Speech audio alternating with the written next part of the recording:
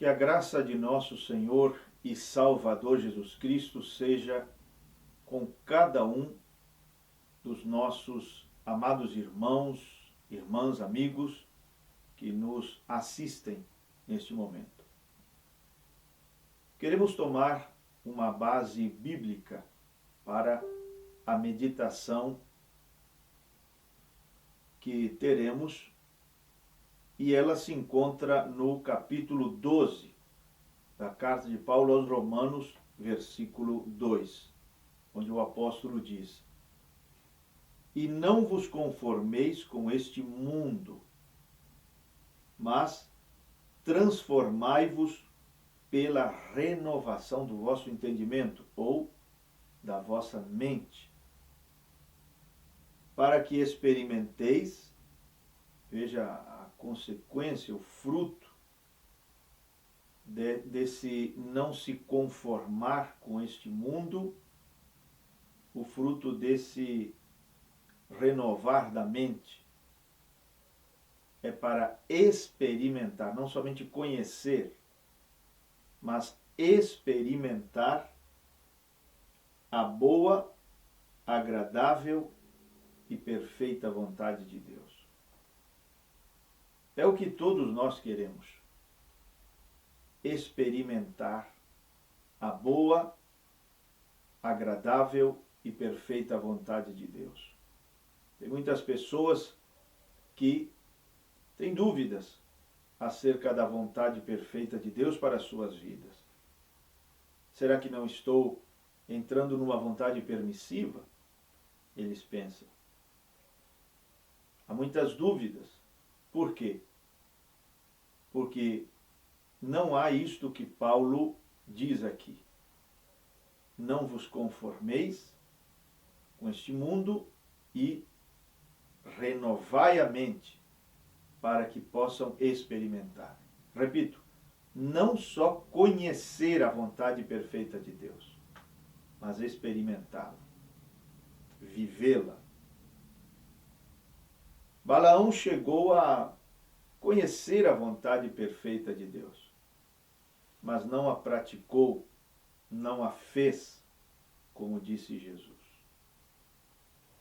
E aqui eu quero falar um pouquinho aos jovens, falar um pouquinho àqueles que estão olhando para o futuro, alguns um futuro um pouco distantes, outros um futuro mais próximo,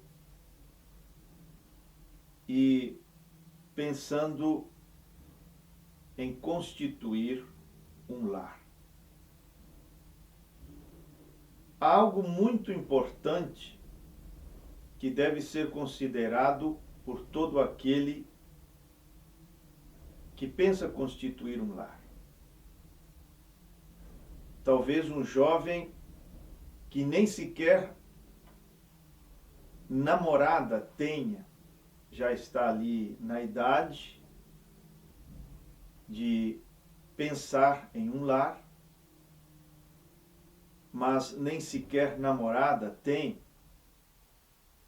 E é aqui onde o conselho do profeta é extremamente importante. Ele diz: não dê esse passo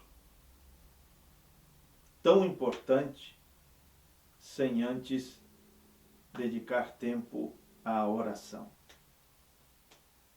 O profeta usa uma frase muito tremenda. Ele diz: você pode comer demais, dormir demais, falar demais, trabalhar demais, muita coisa você pode fazer demais, mas orar, você nunca vai orar demais. Só que nessa questão da oração, visando acertar nesse passo tão importante, e é importantíssimo porque se você errar esse passo, a sua vida vira um inferno. Errar esse passo é algo terrível. muita tristeza, muita angústia acompanha um erro nesse passo do casamento. Nessa questão de orar, eu quero compartilhar algumas coisas que o profeta ensina, já que o conselho dele é ore antes de casar, ore antes de começar um namoro, ore antes de dar um passo nessa direção, porque esse assunto, essa questão é muito importante. Então vamos falar um pouquinho, me dirigindo especialmente aos jovens, vamos falar um pouquinho sobre como orar, como conhecer que estou certo em minha decisão, em meu passo, como saber que Deus está me dirigindo, como obter uma liderança divina nesta questão. Oração é importante. Agora, como orar de forma eficaz? Muitos sabem que oração é importante, mas não sabem orar. Mesmo orando, eles têm insegurança. Mesmo supostamente orando, não têm certeza se Deus está dirigindo os seus passos nessa questão, se acharam a pessoa certa, se a pessoa na qual estão pensando é a pessoa certa ou não. Há muita insegurança, há muitas dúvidas. E como eliminar essas dúvidas? Como ter a certeza de estar recebendo a orientação de Deus para um casamento feliz no futuro? Vamos meditar sobre isso então? O profeta usa uma palavra muito tremenda, que é a palavra comunhão. Ele diz que comunhão, ele dá alguns exemplos, é falar e ouvir.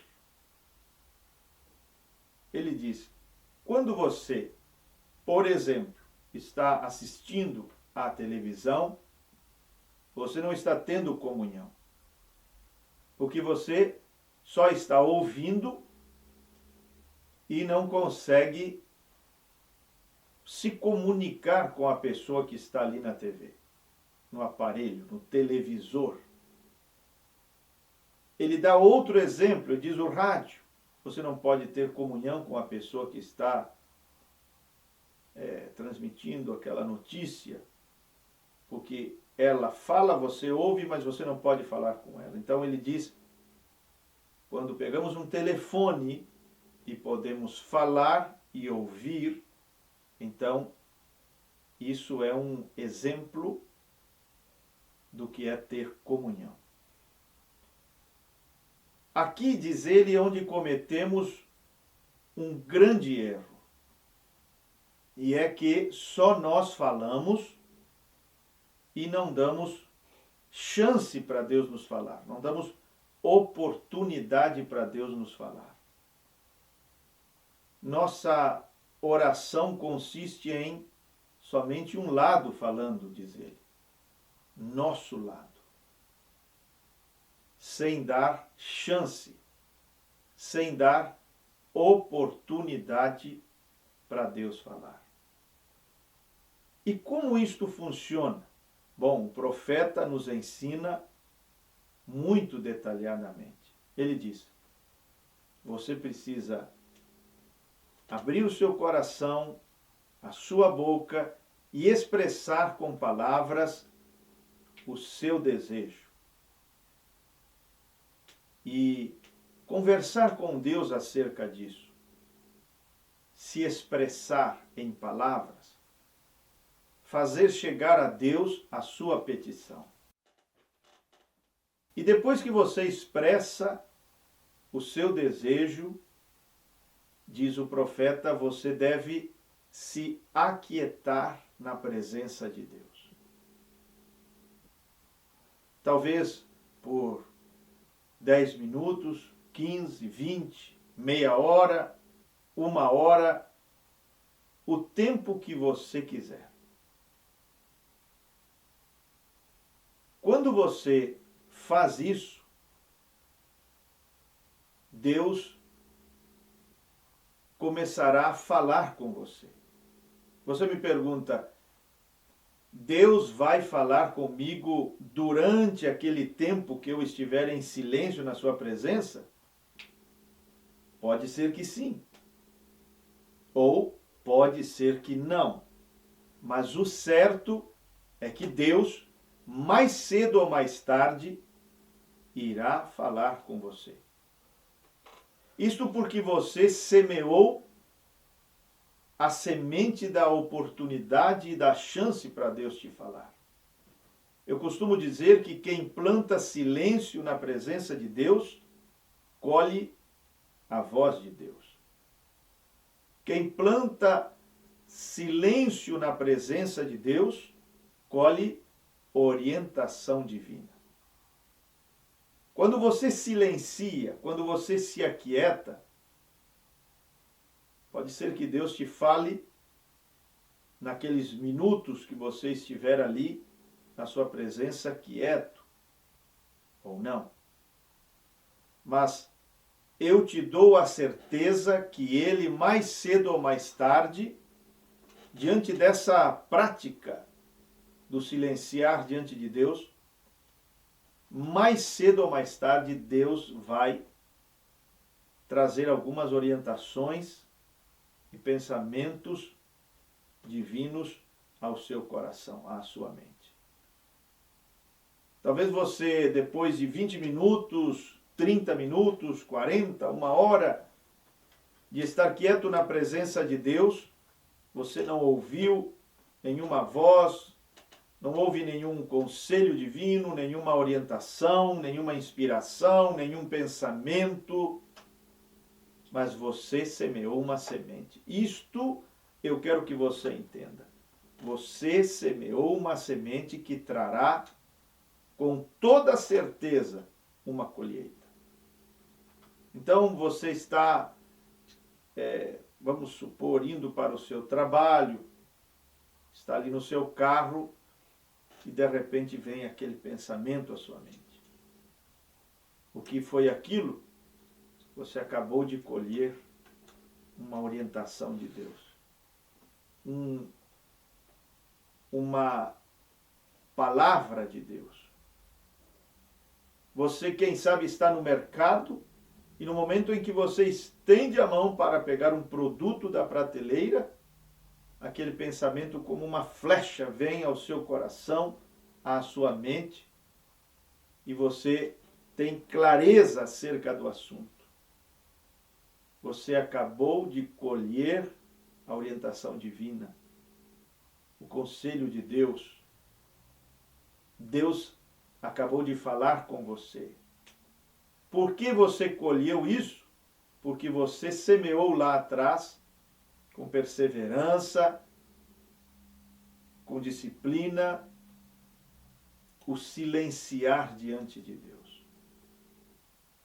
Isto, logicamente, não é só para quem quer dar o passo do casamento, né, de uma maneira acertar nessa questão, mas para todas as áreas de sua vida, para uma mudança. Você não sabe se é para fazer essa mudança ou não, para fechar um negócio, você não sabe se é para fechar ou não.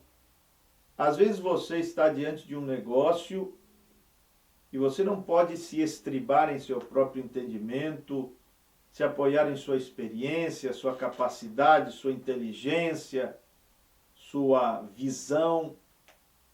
Você precisa depender de Deus porque você não é onisciente. Você não sabe o que há lá no futuro. Às vezes aquele negócio parece um asfalto, uma rua tão bonita, uma avenida tão bonita. Mas lá na frente, só Deus sabe o que há lá na frente. Você não sabe.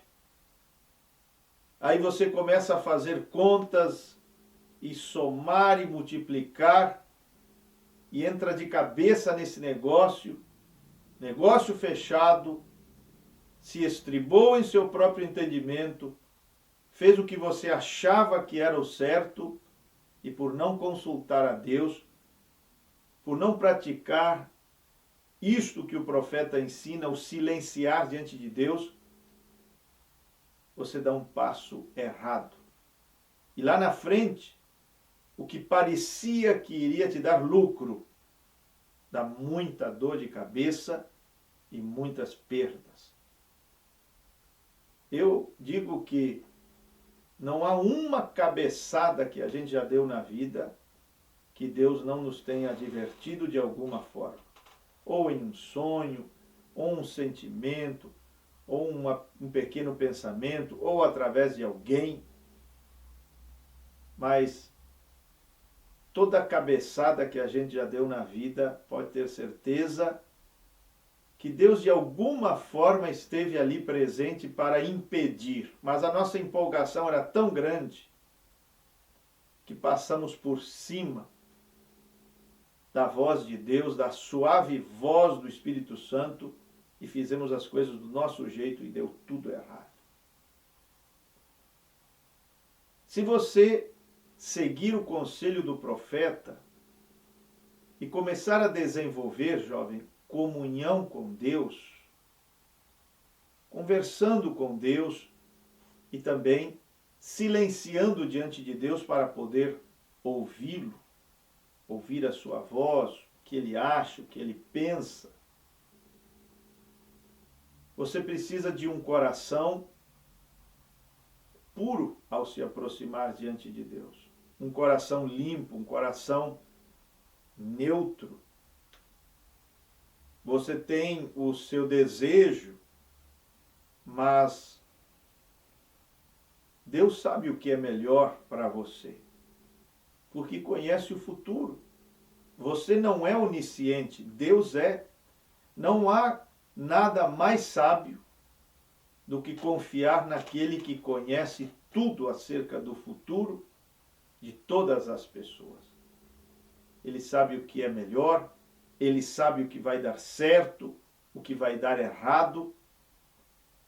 E muitas vezes nós falamos da onisciência de Deus, mas muitas são as vezes em que não parece que confiamos nessa onisciência. No fundo, parece que nossa ideia é melhor, nosso plano é melhor, nosso jeito de fazer as coisas é melhor, nossa escolha é melhor. Isso é muito tolo, porque nossa mente é muito pequena. Nós não sabemos o que vai acontecer daqui a 5 minutos, daqui a 1 hora, antes de finalizar o dia. Não sabemos. E por que não confiar naquele que tudo sabe? E não somente sabe, mas nos ama de tal forma que não quer o nosso mal, somente a nossa felicidade. Se você praticar isto com um coração neutro que eu digo é querendo de fato fazer a vontade de Deus e não a própria, você vai ter muito sucesso nesse passo importante da sua vida, como é o casamento. Muito sucesso. Você vai ser feliz. É lógico que no transcurso da sua vida, no decorrer da sua vida, você enfrentará problemas, perdas, passará por vales escuros, mas você terá a certeza de que foi Deus que te uniu àquela pessoa, foi Deus que começou a boa obra e Ele tem poder para sustentar, dar vitória em cada momento da vida. Há um problema em não vir diante de Deus com um coração puro, desejoso de fazer de fato a vontade de Deus, como Balaão. Balaão não queria, no fundo do seu coração, fazer a vontade de Deus. Ele queria fazer a vontade dele. Ele chegava diante de Deus em oração, mas seu coração já tinha uma decisão. Já tinha feito uma escolha. E aqui é um problema muito sério que a Bíblia mostra no capítulo 14 do livro de Ezequiel, quando Deus diz ao profeta Ezequiel: quando os anciãos de Israel vierem a ti para me consultar, olha o que Deus diz, capítulo 14 de Ezequiel: eu lhes responderei conforme o ídolo do coração. A questão não é se Deus vai responder ou não. Deus vai responder, ainda que se trate de um idólatra, um carregador de ídolos internos, que são os piores idólatras. Ele vai responder. Será que Deus vai responder? A questão não é essa. Ele vai responder. O problema é que vai responder de que forma? De acordo com o ídolo do coração. De acordo com a vontade da pessoa. Foi aí que Balaão se enredou. A primeira vez Deus disse para ele: não vá, não pegue esse caminho, não siga esses homens. Na segunda vez, quando Balaque enviou mensageiros com melhores propostas, um salário melhor, maiores honrarias, Balaão disse: esperem aqui que eu vou orar de novo. Para que orar de novo? Se Deus já tinha revelado a sua vontade. Quando Deus revela a sua vontade perfeita e a pessoa fica insatisfeita com aquilo, mesmo que ela ore, vá no monte como Balaão, ela corre o risco de entrar no caminho da vontade permissiva de Deus. Para que orar de novo? Será que Deus iria mudar o seu parecer? Mas ele foi orar e que coisa tremenda. Deus lhe respondeu. Deus falou com ele. Só que dessa vez, na segunda vez, Deus o fez, Deus respondeu conforme, de acordo ao ídolo que havia no coração de Balaão. Disse: vá, te respondo conforme o teu ídolo. E ele disse: Deus está me enviando. Tem muita gente que Deus tem respondido conforme o ídolo. E elas dizem: Deus falou comigo, e falou mesmo. Deus me enviou, e enviou mesmo. Mas foram respostas de acordo com o ídolo do coração. Eles não foram neutros. Eles não foram sinceros. Eles não desejavam de coração fazer a vontade de Deus. Eles queriam fazer a própria vontade. Eles simplesmente agiram como religiosos, chamando Deus para pôr as mãos sobre seus projetos pessoais. Venha, Senhor, e abençoe a nossa vontade, nosso plano. E isso é muito perigoso. Por isso eu digo a você, jovem, confie em Deus. Confie em Deus. Deixe Deus organizar a tua vida. Deixe Deus fazer a vontade dele na tua vida. Silencie na presença de Deus para que tudo te vá bem. Para que você possa ouvir a voz de Deus. Porque, às vezes, existem muitas opiniões na volta de familiares, de amigos, de fulano, de fulana, e a tua cabeça vira um turbilhão, você fica confuso, não sabe o que é certo, o que não é. Então, quando você pratica este ensinamento do profeta e aprende a conversar com Deus acerca do seu problema, ou de uma certa questão, ou de um certo desejo, e então aquieta na presença de Deus, você vai começar a ter comunhão com Deus.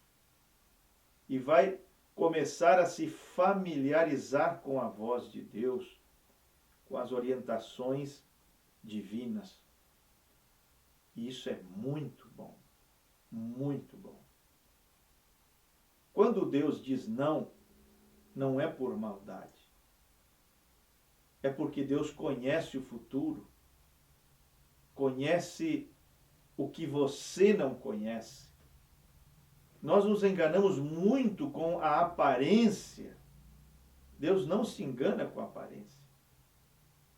Deus não se engana com o rosto, a aparência da pessoa, a delicadeza, a voz, o olhar. Deus não se engana com isso. Deus conhece o coração e o futuro. Deus sempre sabe o que é melhor para você, para todos nós. Quando você encontra, acompanhando um certo produto, instruções de uso, o fabricante, ninguém melhor do que o fabricante para nos falar como aproveitar melhor aquele produto. Ele sabe. E cada instrução, quando diz não faça isso, não vá secar aquela roupa, né, de tal forma, não vá fazer isto, não vá fazer aquilo, aquilo está visando o quê? A proteção do produto. Não é que ele está te proibindo de fazer certas coisas por maldade. Não, ele é o fabricante. Ele sabe o que causa dano àquele tecido, por exemplo, o que pode estragar o tecido, o que pode quebrar as fibras. Ele sabe tudo. Então ele deixa instruções para que você possa aproveitar ao máximo aquele produto. E assim também é Deus. Seus conselhos não têm a intenção de tolher a nossa liberdade. Quando ele diz não faça isto, não faça aquilo, a intenção não é nos tirar a liberdade. Muito pelo contrário. Ele está visando a nossa proteção e o nosso bem-estar. Assim como uma mãe ou um pai que diz, não, não vá. Aquilo não é algo que é feito com maldade. Aquilo é para proteger aquele filho, aquela criança, aquele menino, aquela menina. Deus é sábio. Confie nele. Nós percebemos em tudo a sabedoria de Deus, e eu vou finalizar aqui com isto. Quando chega a adolescência, quando chega uma determinada idade, mesmo estando um tanto distante do casamento, o corpo do rapaz, da moça, começa a se desenvolver, amadurecer. Os hormônios começam a se mover, desejos são despertados, e aquilo parece uma coisa fora de lugar. Como é que Deus permite tudo isso, sendo que ainda estamos distantes de um casamento? Isso não parece sábio, isso não parece justo, que eu tenha tantos desejos, sendo que ainda estou distante de um casamento. Mas quando você começa a analisar e meditar na sabedoria de Deus, você sabe que desse jeito é o melhor.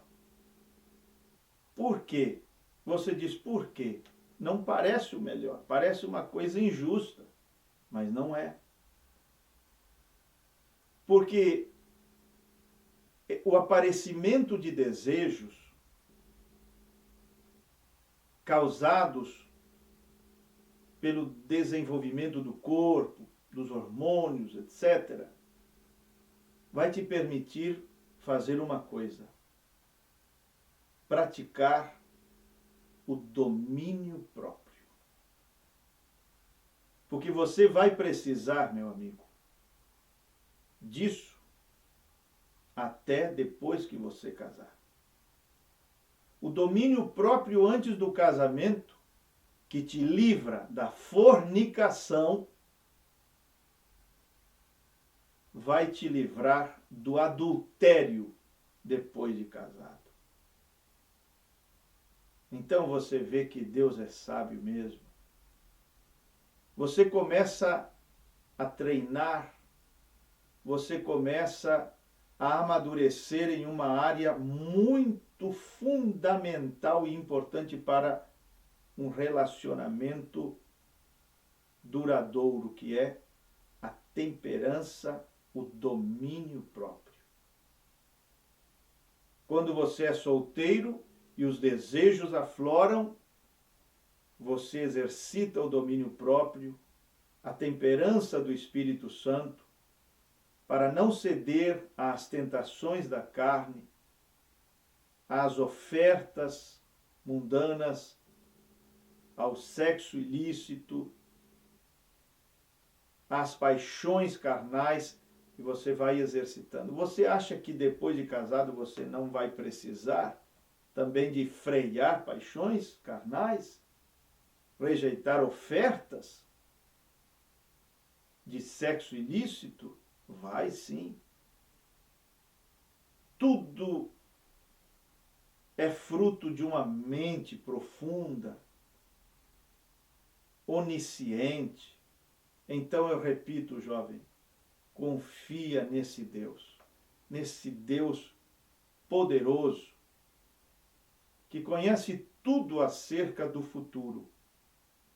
E não somente conhece, mas também te quer bem, quer para você o melhor, quer para você felicidade, alegria, contentamento. Não quer que o seu futuro seja um inferno e um arrependimento, angústia e muitas lágrimas. Ele não quer isso.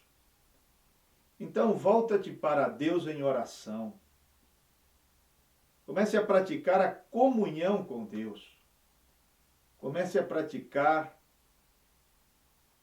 vir na presença de Deus e silenciar diante dele. Você começará a ter experiências poderosíssimas, profundas. Vai se familiarizar com a voz do Todo-Poderoso. Deus te abençoe.